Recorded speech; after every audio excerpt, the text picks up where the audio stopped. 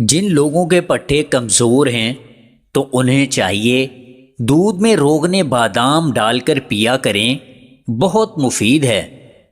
بکری کے تازہ دودھ میں 1 چمچ شہد ملا کر پینے سے جسم میں کبھی کمزوری نہیں ہوتی۔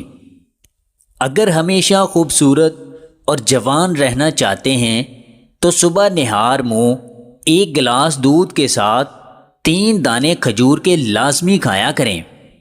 دودھ کو گاڑھا کرنا ہے تو دودھ کو پکانے سے پہلے اس میں چند دانے کشمش کے ڈال کر پکائیں۔ چہرے پر روزانہ کھیرے کی مساج کرنے سے چہرے کی جلد چمکدار ہو جاتی ہے اور جھریاں ختم ہو جاتی ہیں۔ ہفتے میں کم از کم 1 مرتبہ ہلدی والا دودھ پینے سے انسان ہمیشہ جوان رہتا ہے اور بڑھاپا جلدی نہیں آتا۔ یادداشت کمزور ہے یا دماغی کمزوری ہے تو کشمش کو شہد کے ساتھ کھائیں۔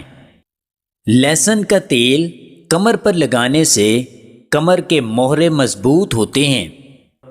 جسم میں پروٹین کی کمی کو پورا کرنے کے لیے سرخ لوبیا کھایا کریں۔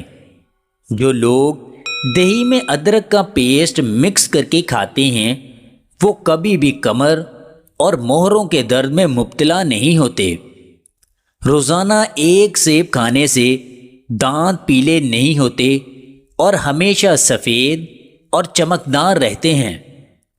زیادہ غصہ کرنا انسان کی قوت مدافعت کو کم کرتا ہے۔